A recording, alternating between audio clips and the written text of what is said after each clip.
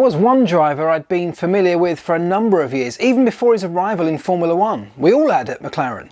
His name had cropped up regularly in speculative mechanic chat about whom we might be working with in the years to come. His face appeared every now and then in articles across the team's company magazine, and in 2006, while I was tinkering with Kimi Raikkonen's car making final Sunday morning preparations ahead of the afternoon's Turkish Grand Prix, this young kid in a GP2 car made the entire Formula One pit lane and paddock sit up and take notice of his impressive potential.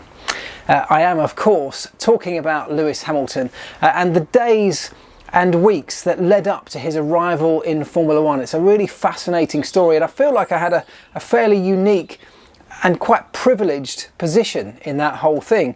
So I thought I'd take you through some of that today. You might even remember that race in Turkey. It was the GP2 race, so what is now Formula 2. It was the support race to Formula 1.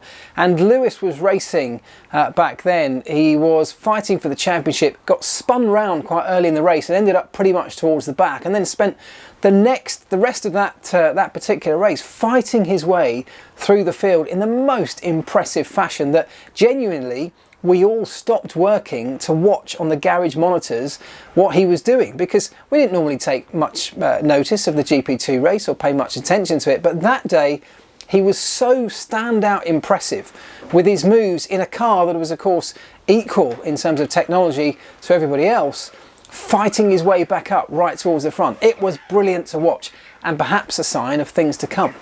Towards the end of that 2006 season, Lewis would occasionally turn up in our garage to meet with various people, and I warmed to him pretty quickly. Our first encounter was when he walked in one Friday evening. The garage was quiet and lots of people were away eating dinner over in hospitality. Lewis came across and I was working away in the cockpit of Kimi's car with no engine or gearbox attached, and he looked around the chassis. He seemed like he was interested but too shy to ask anything, so I said hello and broke the ice. And we went on to have what I remember as being quite a long conversation, two people that had never met each other, but all about the technology that was on board our car. He was asking what I was up to, what I was doing, what these little boxes did in the cockpit, how the brake balance adjuster worked. He wanted to know every single detail. And I found that really quite endearing because, of course, I was passionate about the technology as well.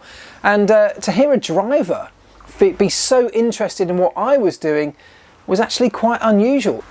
From that point, Lewis opened up completely and introduced himself. He began asking question after question about the F1 car. I remember being fascinated at how keen he was to understand the technical aspects of everything. I eventually spent a good 15 or 20 minutes explaining the intricacies of the car, from our high pressure engine air reservoir to wiring harnesses and the various sensors, plus Kimi's specific pedal setup. Lewis was more interested in what we were doing to the F1 car than our own two race drivers were. And yet he was just a goofy 21-year-old with a fro who'd never even driven one in anger. I liked him, but I didn't think any more of the meeting. As we went on about our season, he disappeared again to go about his. Of course, Lewis went on to win his GP2 title that year, and the reward came in the form of a McLaren F1 test at Silverstone. And the ripple effect had the potential to be significant, because ever since Kimi had announced his impending departure from the team and his pursuit of that elusive world title with Ferrari, people began whispering the Hamilton name in regard to a possible 2007 F1 seat. But inside the garage, we didn't believe that really for a moment. We had Pedro de la Rosa, a vastly experienced driver who'd already stepped in a number of races for us. We had Gary Paffett, a youngster, also incredibly talented, did a lot of testing for us too.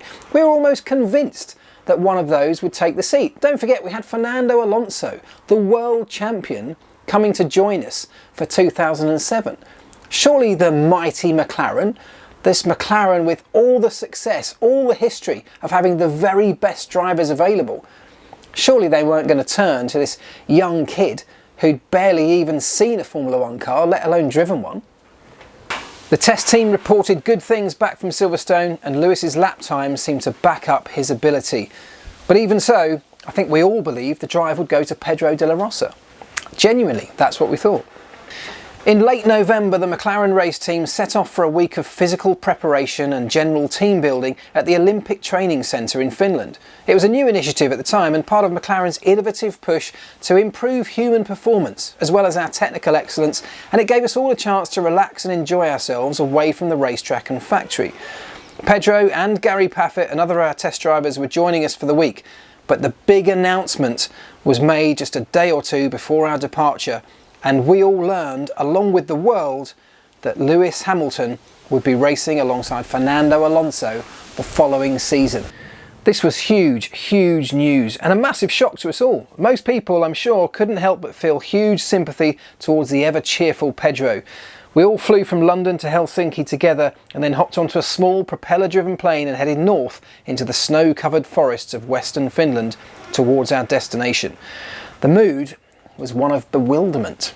After finally getting there and acclimatising, we were pretty surprised to hear that the new kid on the block, Lewis, was making his own way out to join us. Now, I was first of all quite impressed by that. He'd only just been announced, literally the day before. He'd been announced as a Formula One driver. You can imagine that's surely the biggest day in his entire life. And yet the next day, he's decided off his own back to fly out and join the rest of the team at this training camp. That's got to be a pretty daunting experience. And when he arrived, I sort of felt sorry for him in a way. We all tried to welcome him as we did. He was shy, but that must have been a daunting experience, coming up against a bunch of kind of fairly macho, fairly sure of ourselves mechanics, a little bit over cocky at times, who'd all been mates for years, and we were a tight-knit bunch. We also had Pedro as part of that crew with us, and yet Lewis had rocked up and was doing his best to try and fit in. I had to give some respect to that. We had a fantastic week. As well as the sports science aspect of the trip, which I found fascinating, we became involved in a number of team bonding sessions where we were trained by Olympic athletes in shooting, skiing, swimming, various track and field disciplines, even 10-pin bowling. It wasn't designed to just be work, the break was supposed to be fun, and we functioned in groups where there was no one more important than anyone else. That meant we all got to know each other pretty well by the end of it, including the new boy. What we did get to do was see a little insight into Lewis Hamilton's personality, because when we went swimming, when we went bowling, he was competitive. I mean, probably the most competitive of anybody there. Now, given that he just rocked up out of nowhere, that's quite a bold thing to do on your first couple of days. But I remember with the bowling, for example, he certainly was not the best 10-pin bowler when we arrived. By the time we left, pretty sure he was. And that's because he spent a huge amount of time listening to the experts, speaking to skilled people that we had there on hand, spending extra time talking to them, perfecting the techniques that they were showing us. And whereas we were doing it all for a bit of fun, and yes, there was some competition amongst us, he took that competitive level to a whole new level. Lewis was shy. I could imagine that we were a pretty intimidating bunch at first glance. But Lewis also knew that there'd been a lot of surprise regarding his elevation to the F1 team, and that Pedro had been very popular within the garage. But I soon became pretty impressed with his attitude. He got stuck in, no one pandered to him or gave him any special treatment, but nor did he expect it from us. He soon became confident enough, but not so much that anyone thought of him as being arrogant, and we all got along really well. So well, in fact, that by the end of the week I found myself, along with 20 or so others, including Lewis, Pedro and Gary, squashed, and I do mean uncomfortably squashed, fully naked into a sauna made for only about 15. So there's an introduction to your new Formula One driver that I hadn't had before. The trip also gave me a little more insight into Lewis's mentality. In a classroom session, the tutor asked us all to stare at a screen which flashed up a series of images, each one comprising random groups of many coloured dots. Each image was only on show for a split second and carried a different pattern from the last, but we were all asked to write down roughly how many dots we thought had appeared on each slide. Lewis was by far the most accurate over the whole test, nailing his answers on more than one occasion. When we went back through the answers, most of us were way off with our estimates, perhaps getting close just on the odd occasion. I could never quite work out if it was just a case of beginner's luck or an indication of the super quick mental processing that takes place inside the mind of a successful Formula One driver. And I still don't think I really ever worked that out. Was he just super lucky on that day? Or do they have just something a little bit special? Do they have a little bit of extra mental capacity in there that helps them along the way? I think probably yes. We also learnt just how super competitive he was too, refusing to ever give up on the physical challenges over the week, and his uncontrollable fist pumps, or if he ever came first in something, were signs of just how much he needed to win. It was exactly what we as a team wanted to see that week, if we're honest. Because that's what you want from a Formula One driver, isn't it? You want them to give everything to get to the front, to get the best result you can. We were doing the same. From a mechanic perspective, in the garage, we gave everything we could. We wanted our drivers to do the same. And if this young kid was going to come along, yes, he might be lacking in experience, but if he was going to make up for that with grit and determination and that competitive spirit, well, that was a good start. He took the scientific and physical testing very seriously. Well, I suppose he had to, since it was officially his first week in the new job. He also managed to have fun though with the lads, though I'm not quite sure how he took to the group Pilates session, desperately trying to hold the instructed poses whilst a group of hairy-arsed truckies and mechanics farted and giggled all around him. He settled in well, and we ate together, swam together, relaxed together, and I found him to be an enthusiastic, polite and grateful young man. He could hold his own amongst the group by the end of the trip, and when we eventually headed home, I think most people appreciated that the journey to Finland had been a worthwhile experience, both in terms of what we'd all learned individually and in helping us to bond together as a tight-knit team.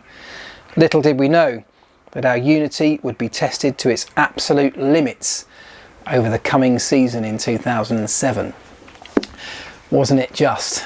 2007 is a whole other story. You can learn more about it by checking that out. And actually that whole process of him integrating in the team is fascinating as well, you know, because it started there from what I've just told you.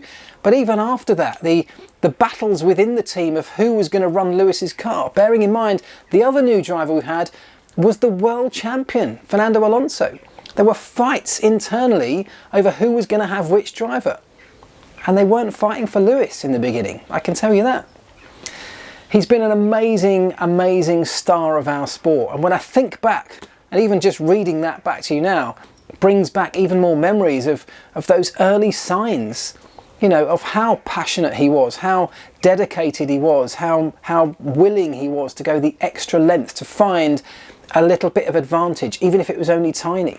From those days of asking me and understanding everything he could about the car in case it gave him some kind of extra tool in his armoury, to the determination and fighting to integrate himself as well as he could in the team. And obviously what he's gone on to do in the years since, his 6 world titles, almost certainly about to become 7, are testament to not just his skill, and yes, he's obviously had a great car, but it's his character that has got him there. And when I speak to people at Mercedes today, people that work with him closely, those signs that were there in the beginning are still there today. Even after 6 world titles, he's still looking for those tiny little things that might give him an advantage over his teammate or over his nearest rivals. He's not the guy that disappears at the end of a night as soon as he's finished doing his debrief.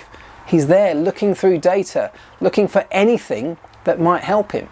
When he's training, he's pushing himself. No one else is pushing him. He's pushing himself to new limits to try and make himself better, stronger, more physically fit. Anything, you know, that could improve him as an individual and as a racing driver. So to me, from where this all began, it's no shock, it's no surprise that he's gone on to have the success that he has. And yes, he's made mistakes along the way. There were some times, as you'll know if you've read the book, that we all fell out with him within the McLaren team. He lost a lot of friends over the course of 2007 and 2008. But he's turned it round. He's made mistakes like we all do. He still makes mistakes like we all do. But I think importantly, he learns from most of those and moves forward.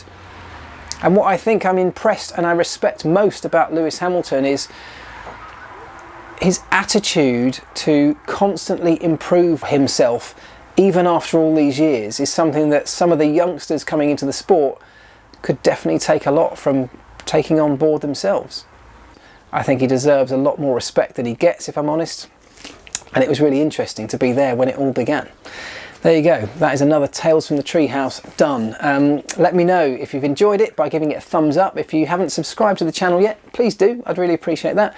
And if you want to let me know of any other stories that you'd like me to cover up here in this little treehouse, I'll be happy to do so. Drop me a comment underneath the video and I'll get back to you as soon as I can. But in the meantime, have a great weekend folks. I'll catch you soon. Ta-ra.